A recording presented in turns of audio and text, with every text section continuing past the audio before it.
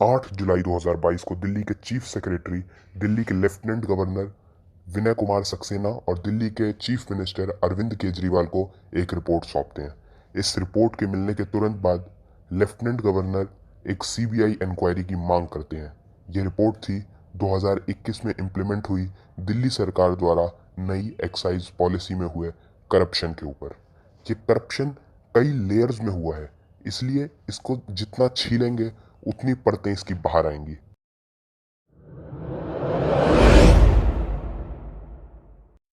इस रिपोर्ट में ये सामने आया कि जब कोरोना की दूसरी वेव के दौरान पूरा देश कोरोना से त्रस्त था, तब दिल्ली की सरकार ने 144 करोड़ रुपए शराब विक्रेताओं के माफ़ किए, जिससे कि उनको लाइसेंस फ़ी नहीं देनी पड़ी। ये लाइसेंस फ़ी को माफ़ी देना 1991 के जीएनसीटी एक्ट का भी वायलेशन था। इसके साथ साथ इस नई एक्साइज पॉलिसी में जो प्रावधान किया गया था, उसके अंतर्गत 2 शॉप्स एक वार्ड में हो सकती है मैक्सिमम, उससे ज़्यादा नहीं हो सकती। पर जब लाइसेंस एलोकेट हो गई तो इसमें रिलैक्सेशन दिया गया। एक और जो कारनामा हुआ वो ये कि नियम ये कहता है कि जब तक एयरपोर्ट अथॉरिटी द्वारा किसी भी शराब विक्रेता को एनओसी यानी कि नो ऑब्जेक्शन सर्टिफिकेट नहीं दिया जाता, तब तक कोई भी दुकान एयरपोर्ट के आसपास नहीं लगाई जा सकती।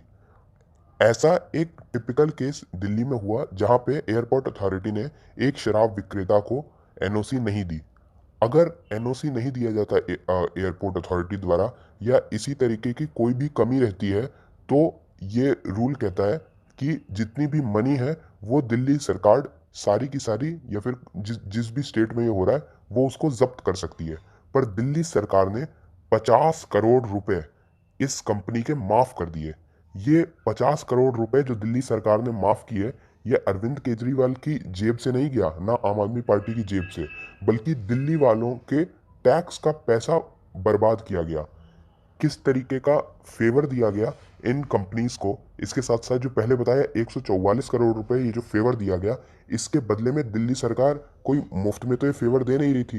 दिल्ली सरकार ये जो फेवर दे रही है, इसके जरिए कहीं ना कहीं उन्होंने अपने लिए पार्टी फंड्स में या बैकडोर से अपने लिए कुछ ना कुछ पैसा इकट्ठा किया। इसके साथ साथ ये भी सामने आया कि जो फॉर्मूला होता है फॉरेन लिकर के रेट को कैलकुलेट करने का, उसको चेंज किया, जिससे लिकर माफिया को फायदा पहुंचा और इसके बदले में दिल्ली सरकार ने कुछ पैसे बैकडोर से अपने पास लिए। ऐसा इस रिपोर्ट में सामने आया। इसके साथ साथ एक और जो कारनामा किया वो ये कि एक black listed company Madhya Pradesh की, उसको भी लाइसेंस बांट दिया गया। सीधा सीधा 1991 जीएनसीटीडी एक्ट का वायलेशन किया। एक और काम जो दिल्ली सरकार ने किया वो ये कि दो दो बार लाइसेंस पीरियड को एक्सटेंड करा और उसकी कोई एक्स्ट्रा फीस नहीं ली। ये जो फीस माफ की गई, ये जो फेवर कंपनियों को किया गया शराब वेंडर्स को, इसके बदले में दिल्ली सरकार ने कुछ ना कुछ पैसा खाया। आप सब लोगों को पता होगा कि भारत में लिकर, टबैको, इन सब का पब्लिक एडवर्टाइजमेंट अलाउड नहीं है, इसलिए ये लोग सरोगेट एड्स का सहारा लेते हैं।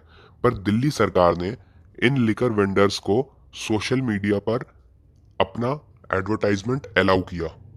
अभी मैं ये वीडियो बना ही रहा था और मुझे पता लगा कि दिल्ली के लेफ्टिनेंट गवर्नर ने एक नई इन्वेस्टिगेशन शुरू करवाई है जो 15 दिन में अपनी रिपोर्ट एलजी को सौंपेगी।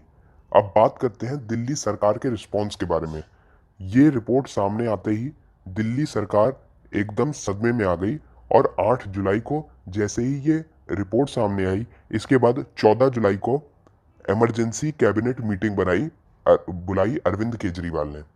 इसके साथ साथ आम आदमी पार्टी का जो रिस्पॉन्स रहा, अरविंद केजरीवाल ने खुद सामने आकर प्रेस कॉन्फ्रेंस की। इस प्रेस कॉन्फ्रेंस में केजरीवाल ने एक भी बात का जवाब नहीं दिया। उन्होंने बस ये कहा कि मनीष सिसोदिया बहुत ईमानदार है, आम आदमी पार्टी कट्टर ईमानदार, कट्टर देशभक्त, और मतलब जो पॉइंट पे बात है कि क्या उन्होंने 144 करोड़ रुपए माफ किया, क्या उन्होंने 50 करोड़ रुपए एयरपोर्ट अथॉरिटी से एनओसी ना मिलने के बावजूद भी उनका माफ कर दिया, या फिर जो फैक्ट पे बात है वो नहीं की पर इधर उधर की जलेबी बनानी शुरू कर दी। इसके साथ साथ जब रिपब्लिक भारत पे शहजाद पूनावाला, जो कि नेशनल स्पोक्स पर्सन है बीजेपी के, और सौरभ भारद्वाज जो कि एमएलए हैं आम आदमी पार्टी के, उनकी डिबेट हो रही थी। तो उसमें सौरभ भारद्वाज ने ये क्लेम किया कि अगर आप ये बोल देंगे कि 800 दुकानें शराब की दिल्ली में खुली हुई हैं और आप इसको प्रूव कर देंगे तो मैं राजनीति छोड़ दूंगा। और उनके इस क्लेम को शहजाद पूनावाला ने एकदम उनके सामने डिबंक किया। देखिए आप। दिल्ली के अंदर कितने वेंड हैं?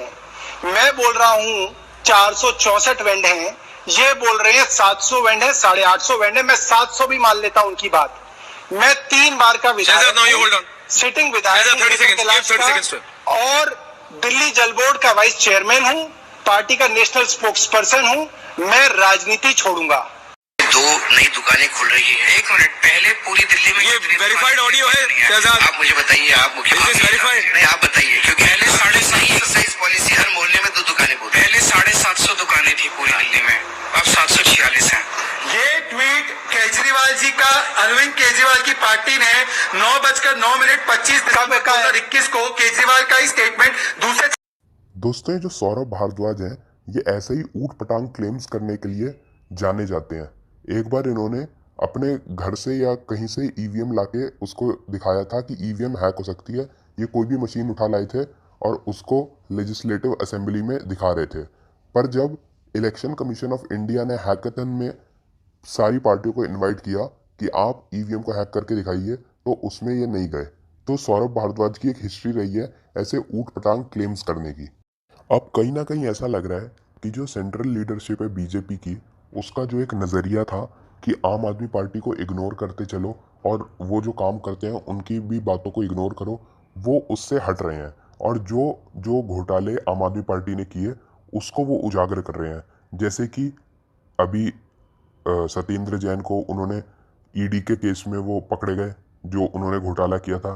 इसके साथ साथ जो 2020 में जब लॉकडाउन लगा और जो माइग्रेंट क्राइसिस हुई, तो उस क्राइसिस को बढ़ाने में आम आदमी पार्टी का क्या रोल था, इसको लेकर एक रिपोर्ट एमएचए यानी कि ministry of home affairs Amit Shah की टेबल पे अभी भी रखी है। पर उन्होंने इस पे कोई एक्शन नहीं लिया था, उन्होंने इसको इग्नोर किया था।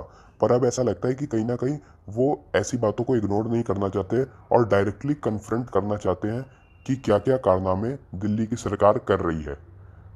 कई लोग ऐसा क्लेम कर रहे हैं कि नरेंद्र मोदी अरविंद केजरीवाल से डर गए हैं।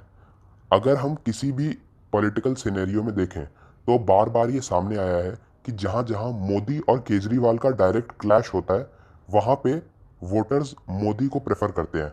भले ही वो लोकसभा चुनाव को देख लें, जो कि दिल्ली में 7 की 7 सीटें, आम आदमी पार्टी को एक भी सीट कभी नहीं मिली, 7 की 7 बीजेपी हर बार जीतती है। तो ये बात कहना कि मोदी केजरीवाल से डर गए हैं, ये हास्यास्पद है, इससे ज़्यादा कुछ नहीं। जो लोग कह रहे हैं कि 2024 में मोदी वर्सेस केजरीवाल होगा, वो तो 2014 में भी हुआ था। वाराणसी के इलेक्शन में क्या हुआ था वो सबको पता है। पर जो मेन बात ये है वो ये कि जिन लोगों ने क्लेम किया था कि हम ईमानदार सरकार बनाने आ रहे हैं, हम लोग ईमानदारी को प्रमोट करने आ रहे हैं, वो लोग खुद करप्शन के केसेस में फंस रहे हैं। उन लोगों ने लिकर माफिया के साथ मिलके पैसा खाया, उनके लोग ईडी की रेड्स में पकड़े जा रहे हैं और अब वो ये नाच कर रहे हैं, ये बोल रहे हैं कि हमें इसलिए फंसाया जा रहा है क्योंकि मोदी हमसे डरते हैं। तो जिन लोगों ने दिल्ली के आम नागरिकों का पैसा लिकर माफिया के साथ मिलकर खाया, उनको माफ़ नहीं करना चाहिए और इनके खिलाफ सख्त से सख्त सज़ा होनी चाहिए।